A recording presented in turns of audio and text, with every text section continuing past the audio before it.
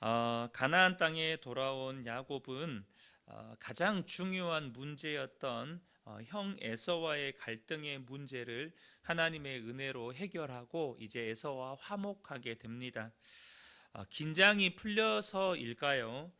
영적으로 해이해진 건지 야곱은 하나님과 약속한 곳 베델로 올라가지 않고 세겜에 정착하게 됩니다.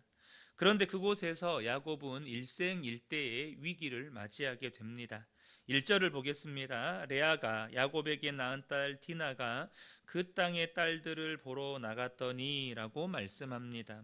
그러니까 여기에서 그 땅의 딸들을 보러 나갔다는 이 말씀은 하란에서 나고 자란 디나가 아버지 야곱이 선택한 이 땅의 족속들의 풍속과 환경, 나아가 그곳에 사는 사람들에 대한 호기심을 가지고 소위 말해서 그곳 젊은이들과 그곳의 문화를 쫓아서 어울려 놀았다는 말입니다. 표현은 단순하게 하지만 여기에는 깊은 의미가 담겨 있는 것이죠. 먼저 야곱의 딸 디나에게서 발견하게 되는 것은 그의 정체성과 소속의 경계가 흐려지고 있다는 것입니다. 야곱은 하나님이 택하신 믿음의 조상입니다. 그는 하나님의 백성으로서 거룩하게 또 구별되게 살아야 합니다.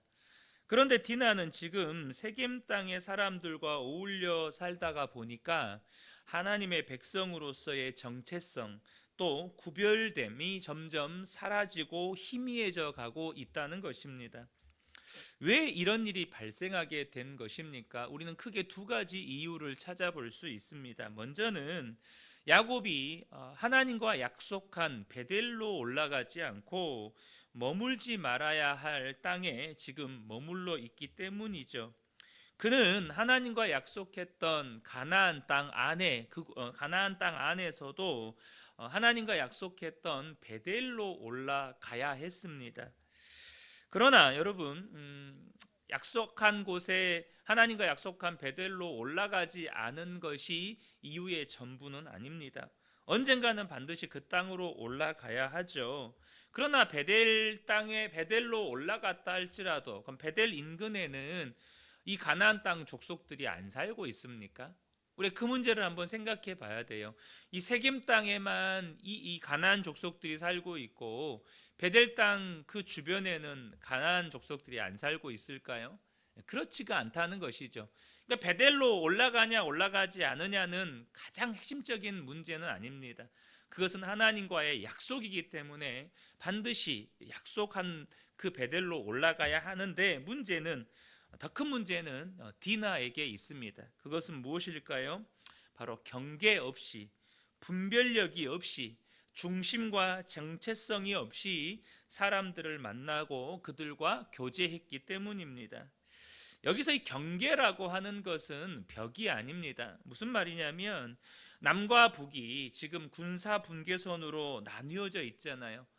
그것은 완전히 여러분 베를린 장벽처럼 장벽입니다. 교류할 수가 없죠.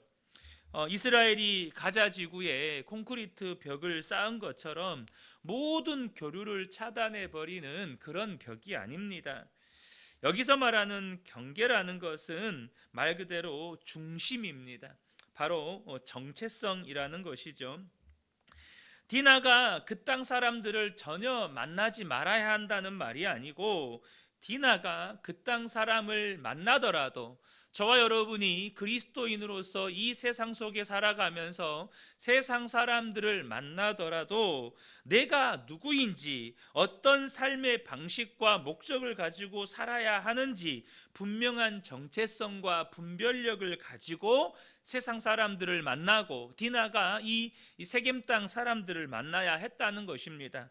관계는 넓히지만 기준은 분명해야 한다는 거예요. 그 땅에 적응해야 하지만 하나님의 백성이라는 정체성 그리고 하나님의 백성으로서 거룩함 곧 구별됨을 가지고 살아가야 한다는 것입니다. 디나를 강간한 세겜은 아버지와 함께 야곱을 찾아와서 디나와 결혼하게 해 줄 것을 제안합니다. 그런데 이 제안의 내용이 여러분 잘 한번 이렇게 살펴보면 참 이것이 듣는 야곱과 그의 오빠들에게 지금 디나의 오빠들의 분노를 살 만한 제안인 것을 볼 수 있습니다. 8절을 보겠습니다. 하몰이 그들에게 이르되 내 아들 세겜이 마음으로 너희 딸을 연연하여 하니 원하건대 그를 세겜에게 주어 아내로 삼게 하라. 그리고 세겜이 하는 말도 한번 들어보십시오. 11절 12절 보면 세겜도 디나의 아버지와 그의 남자 형제들에게 이르되 나로 너희에게 은혜를 입게 하라. 너희가 내게 말하는 것은 내가 다 주리니 이 소녀만 내게 주어 아내가 되게 하라. 아무리 큰 혼수와 예물을 청할지라도 너희가 내게 말한 대로 주리라. 여러분, 지금 세겜은 디나에게 폭력을 행했습니다. 강간이라고 하는 형태의 폭력을 행했죠. 그러면 여러분, 무엇이 먼저입니까? 그것은 사과와 그에 따른 보상이 먼저죠. 폭력을 행했으니 그에 합당하게 야곱과 또 그의 딸 디나와 그의 가족들에게 미안하다, 우리가 큰 실수를 저질렀다, 정말 죄송하다, 용서해달라, 그렇게 사과하고 그에 따른 보상이 먼저입니다. 그런데 지금 어떻게 합니까? 사과는커녕 아무런 마치 개선장군처럼, 강자가 약자에게 마치 갑질을 하는 것처럼 결혼을 제안하는 거예요. 그러면서 세겜의 아버지 하몰이 한다는 말이, 우리 세겜이 당신 딸 디나를 너무 사랑하니까 우리 두 아이를 결혼시킵시다. 그러니까 세겜이 디나를 강간한 것에 대해서는 어떤 사과도 어떤 이런 보상도 이야기하지 않아요. 그리고 세겜 또한 야곱의 아들들에게 하는 말이 뭐예요? 디나와 결혼만 허락해 주면 당신들이 아무리 큰 혼수와 예물을 요구하더라도 다 주겠다. 우리 예전에 그 어떤 드라마 있죠. 얼마면 돼? 얼마면 되겠어? 돈으로 다 해결하겠다는 거야. 내가 돈으로 뭐든지 요구해라. 당신들의 여동생만 내게 주면 내가 어떤 돈도 얼마를 요구하더라도 다 주겠다. 지금 이러는 거죠. 심지어 하몰은 한 수 더 떠서 이제 통혼까지 제안합니다. 그러니까 당신의 아들들을 우리의 딸들과 결혼시키고 또 우리의 아들들을 당신의 딸들과 결혼시킵시다. 이런 통혼을 제안하는 거죠. 특별히 지금 이 세겜 사람들에게 있어서 야곱은 외부인입니다. 아직 그 땅에 기반이 없어요. 그러니까 외부인이고 나그네인 야곱의 가문에 교류와 토지 공유와 경제 협력보다 더 매력적인 제안이 없는 거죠. 그러나 여러분, 이것은 먼저는 사과가 없는 제안이고 더 나아가서 유혹의 다른 이름이라는 거예요. 유혹의 다른 이름. 하나님은 아브라함과 그의 자손들을 하나님의 백성으로 부르셨습니다. 그리고 그들이 하나님의 백성으로서 거룩하게 구별되게 살기를 원하셨습니다. 그러한 아브라함 가문의 구별됨의 중요한 기준이 있어요. 그게 뭘까요? 창세기 24장 3절 4절을 보면 아브라함이 아들 이삭을 결혼시키기 위해서 그의 하인에게 부탁한 말이 있어요. 내가 너에게 하늘의 하나님 땅의 하나님이신 여호와를 가리켜 맹세하노니 너는 내가 거주하는 이 지방 가나안 족속의 딸 중에서 내 아들을 위하여 아내를 택하지 말고 내 고향 내 족속에게로 가서 내 아들 이삭을 위하여 아내를 택하라. 무엇입니까? 가나안 족속과 통혼하지 말라는 거예요. 이삭이 야곱을 떠나보내면서 야곱에게 또 부탁했던 말이 있어요. 창세기 28장 1절 2절에 보면 이삭이 야곱을 불러 그에게 축복하고 또 당부하여 이르되 너는 가나안 사람의 딸들 중에서 아내를 맞이하지 말고 일어나 밧단 아람으로 가서 내 외조부 부두엘의 집에 이르러 거기서 내 외삼촌 라반의 딸 중에서 아내를 맞이하라. 특별히 이삭이 이 말을 한 이유는 에서가 이미 아버지의 뜻과 반하여서 이 가나안의 여인들을 얻어서 아내로 삼았기 때문이기도 합니다. 그러니까 하나님의 백성으로서 그들이 구별되게 거룩하게 살아가게 하기 위한 중요한 경계가 있었어요. 하나님이 정하신 그게 뭐였습니까? 이 가나안 땅의 족속들과 통혼하지 말고 그들과 교류하지 말라는 것이었습니다. 그들의 문화와 풍습과 신앙을 받아들이지 말라는 것이었어요. 그런데 지금 하몰이 뭘 제안해요? 통혼을 제안합니다. 물론 경제적으로는 협력할 수 있겠죠. 또 그들과 이런 상거래를 할 수는 있을 것입니다. 그러나 하나님이 철저하게 금한 통혼, 이 통혼은 그들의 신앙을 받아들이는 거예요. 또한 그들의 문화를 받아들이는 거예요. 이 하나님의 백성에게 하몰이 제안하는 게 뭡니까? 우리 여러분 그러잖아요. 이방원이 정몽주를 이렇게 자기 쪽으로 받아들이기 위해서 시조 하나를 보내잖아요. 이런들 어떠하리 저런들 어떠하리 만수산 드렁치기 얽혀진들 그 어떠하리 우리 서로 어울려 함께 지내자 이거예요. 지금 하몰이 지금 야곱에게 제안하는 것은 하나님의 백성에게 세상과 구별 없이 함께 어울려 살자고 제안하는 것입니다.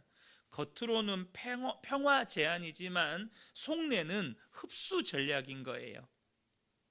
야곱의 가족을 가나안 사회에, 가나안 풍습에, 가나안 신앙에 편입시키려는 속셈입니다. 여러분, 저와 여러분요 여기서 분명하게 아셔야 돼요. 지금 하나님의 백성, 믿음의 공동체에 정말 가장 심각한 위기가 찾아왔습니다. 우리는 이 이후에 이제 디나의 오빠들의 복수를 알고 있습니다. 그래서 야곱이 엄청나게 두려워해요. 가나안 족속들이 힘을 합쳐가지고 이 야곱의 가문을 몰살시켜 버릴까 봐 두려워합니다. 여러분 근데요, 믿음의 공동체의 가장 심각한 위기는 외부의 핍박이나 외부의 공격이 아니에요. 가장 심각한 위기는 뭘까요? 그것은 외부의 핍박이나 폭력이 아니라 세상과의 동화입니다. 세상과 이렇게 얽혀버리는 거예요. 세상이 교회 안에 들어오고 교회가 세상 속으로 들어가서 세상과 교회의 구분이 사라져버리는 것입니다. 믿음의 공동체와 세속 공동체의 구분이 사라져버리는 거예요. 여러분 그래서 교회의 위기는요, 초대교회 때 교회가 로마로부터 박해를 받고 핍박받았던 때가 아니에요. 교회의 가장 심각한 위기는 언제였냐? 콘스탄틴 대제에게 기독교가 공인되면서 교회 안으로 세상 권력이 들어오고 세상의 재물이 들어오고 세상의 문화와 계급이 들어온, 그래서 AD 300년경부터 마틴 루터에 의해서 종교개혁이 일어나기 전 거의 1000년이 넘는 시간 동안 기독교는 암흑시기였습니다. 왜요? 교회 안에 세상이 들어와 버렸거든요. 세상의 권력이, 세상의 물질이, 세상의 문화가 교회 안에 들어오면서 교회는 영적 암흑기를 맞이하게 됩니다. 사랑하는 성도 여러분, 믿음의 공동체의 가장 큰 위기가 언제일까요? 믿음의 공동체와 세상의 구분이 사라질 때입니다. 믿음의 공동체 안에 세상이 들어올 때입니다.